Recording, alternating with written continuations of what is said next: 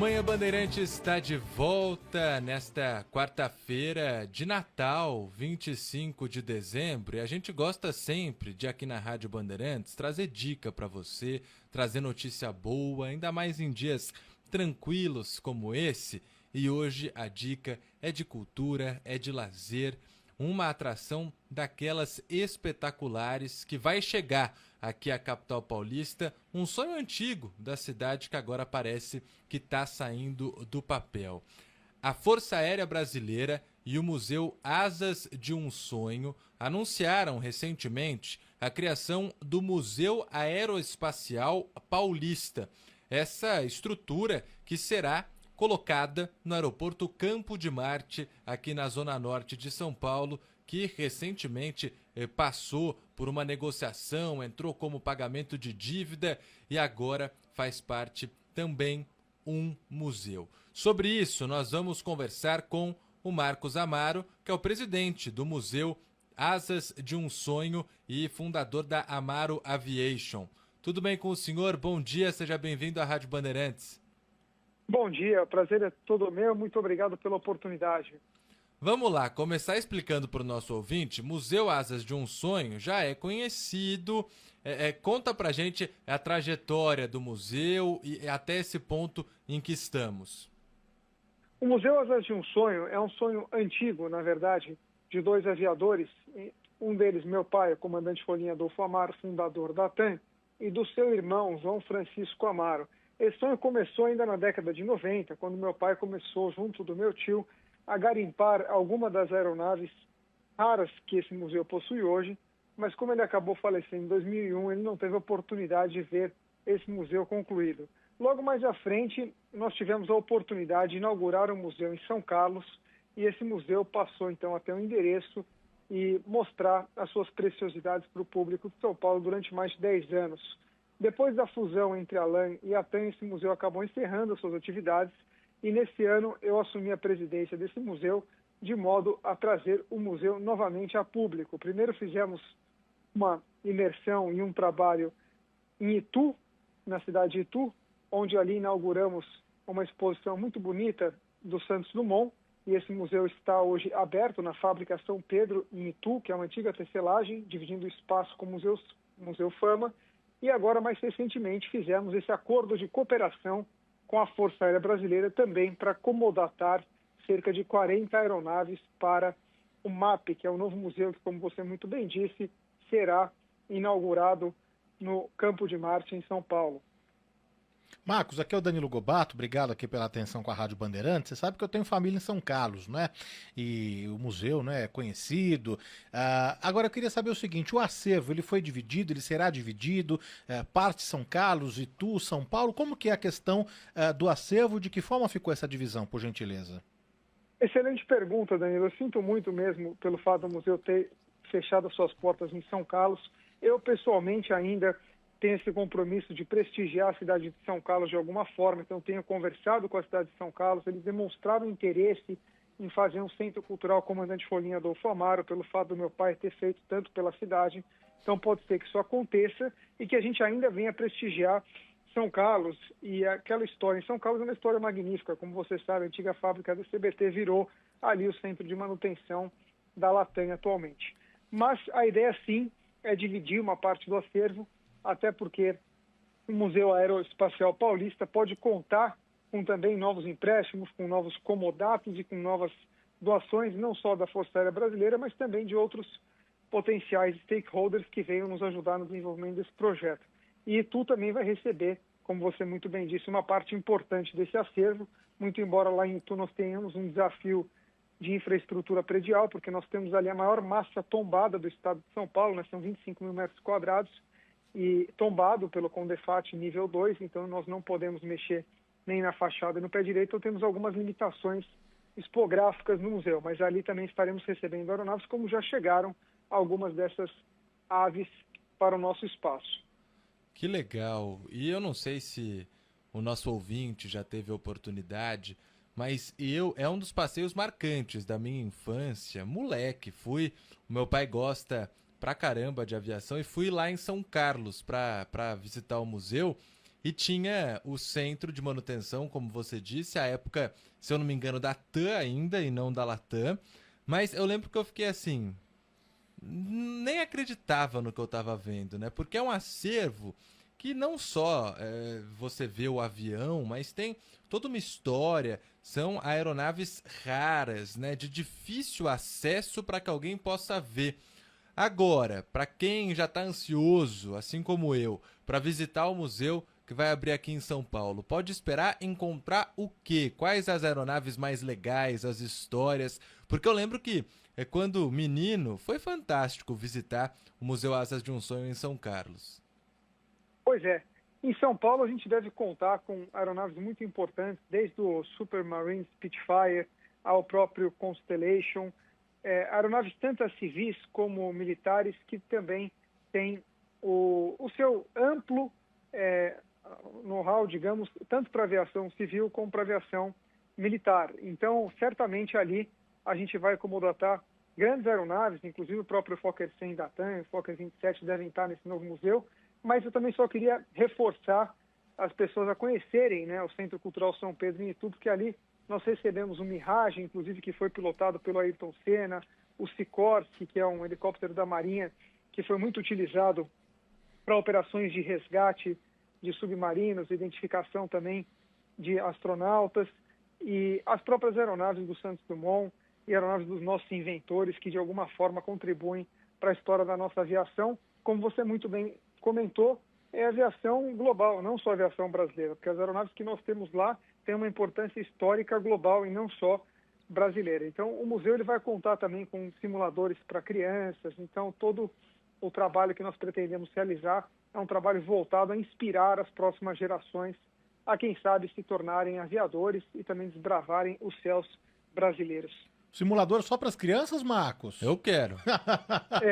Isso também para nós, né? Isso também é para nós. Nos interessa.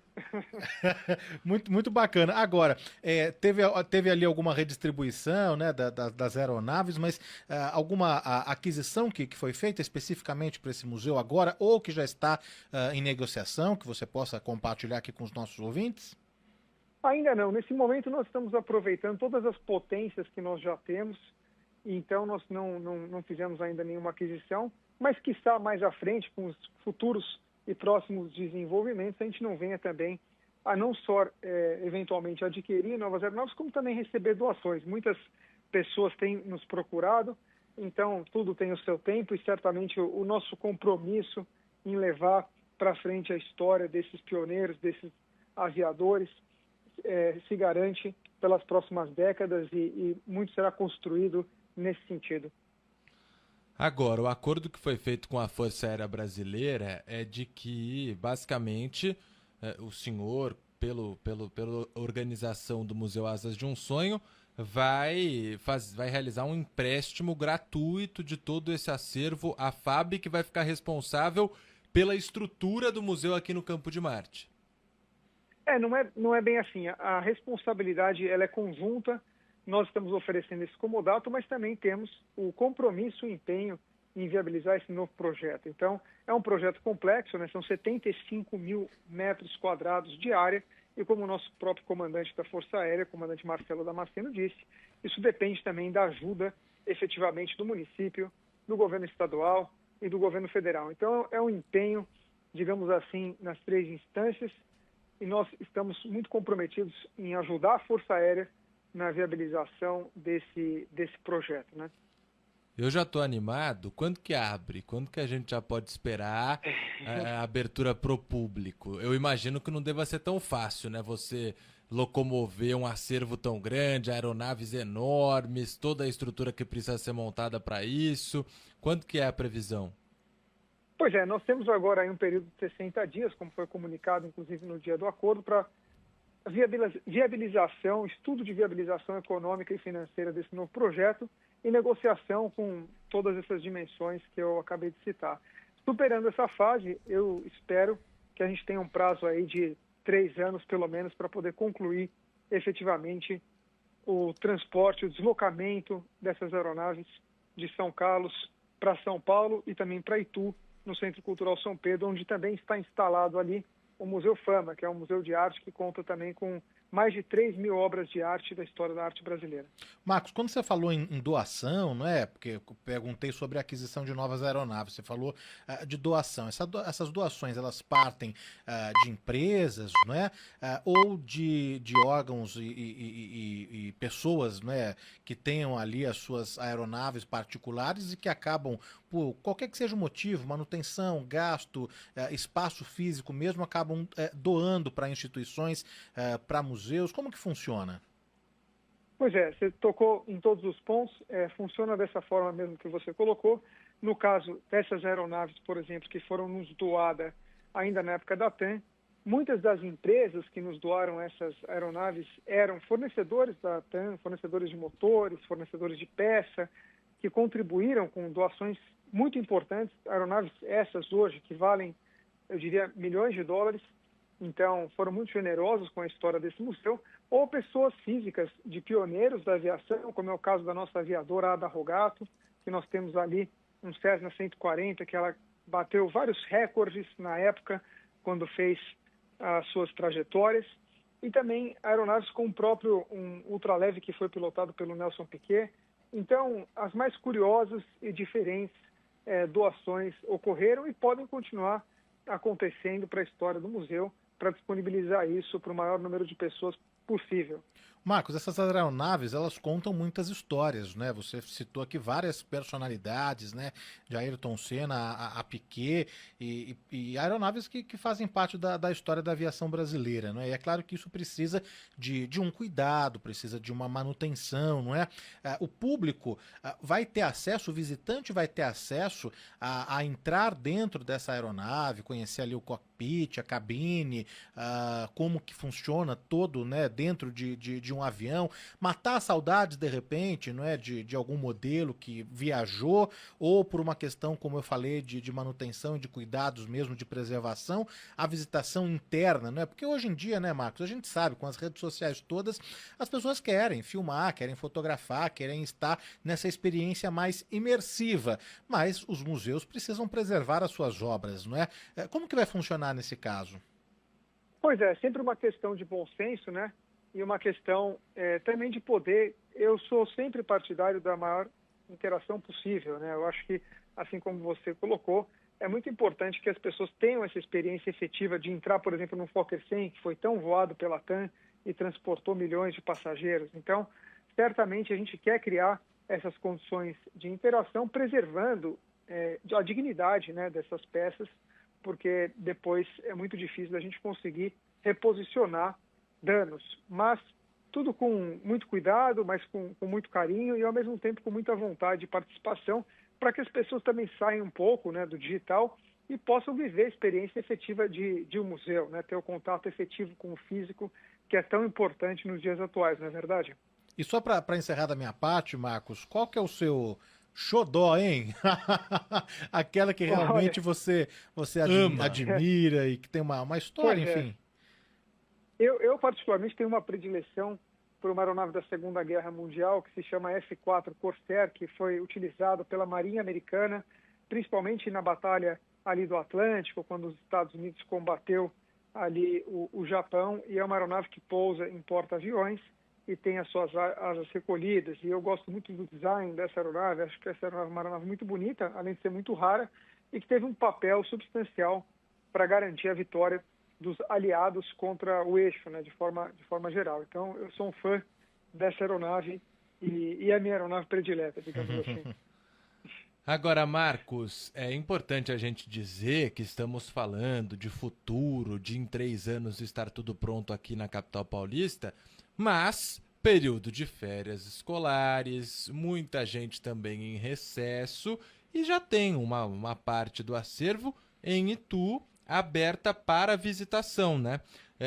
Conta pra gente qual o horário, quanto custa, onde fica, para o nosso ouvinte que se interessou poder visitar.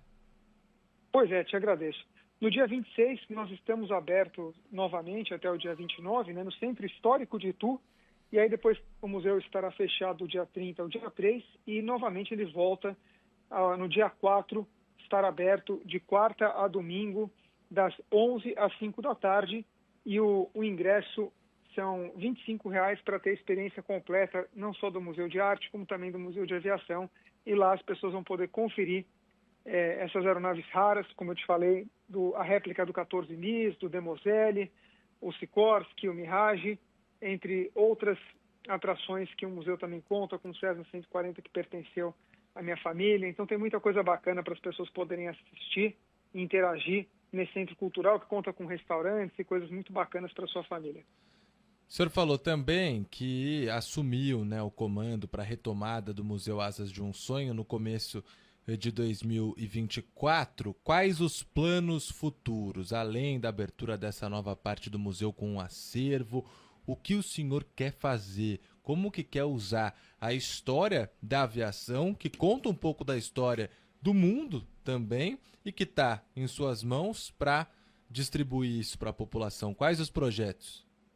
Pois é, o projeto, digamos assim, para encerrar com chave de ouro nessa parceria entre a Latam e o Museu Asas de um Sonho, que ficamos ali nesse endereço durante mais de uma década, estamos também fazendo um acordo, uma celebração, um término, né, desse uso do espaço. Então, meus parabéns também para a Latam e para o Museu Asas de um Sonho por estar encerrando com dignidade essa parceria, porque toda a sociedade brasileira ganha com isso. Então, quero agradecer publicamente a Latam também por essa compreensão, esse entendimento de forma geral e, sem dúvida nenhuma, poder prestigiar, quem sabe, outros municípios, como o próprio município de São Carlos, como nós estávamos conversando, com a possibilidade de empréstimo de aeronaves, também exposições e coisas que a gente possa fazer nesse sentido. Então, o Museu Asas de um Sonho se coloca aí como uma grande plataforma cultural, né, no caso do Museu de Aviação, para o Brasil, como também eu presido o Museu de Arte, que se chama Museu Fama. No caso da arte também, nós temos aí a mesma responsabilidade. Então, nosso compromisso com a cultura segue não só para preservar a nossa memória, que é tão importante para a história de um povo, de forma geral, principalmente do Brasil, e para as pessoas terem acesso a esse tipo de conteúdo, como também para inspirar, como eu já havia dito, futuras gerações a se realizarem nas suas diversas e respectivas profissões, sempre buscando sonhar, acreditar nos seus desejos e lutar para conquistá-los. Marcos Amaro, presidente do Museu Asas de um Sonho, fundador da Amaro Aviation, muito obrigado pela participação aqui conosco. Um bom Natal, um feliz ano novo para o senhor e que os próximos anos sejam de muita prosperidade para o museu, para essa iniciativa tão bacana. Um abraço. Sempre voando, hein, Marcos? Muito obrigado.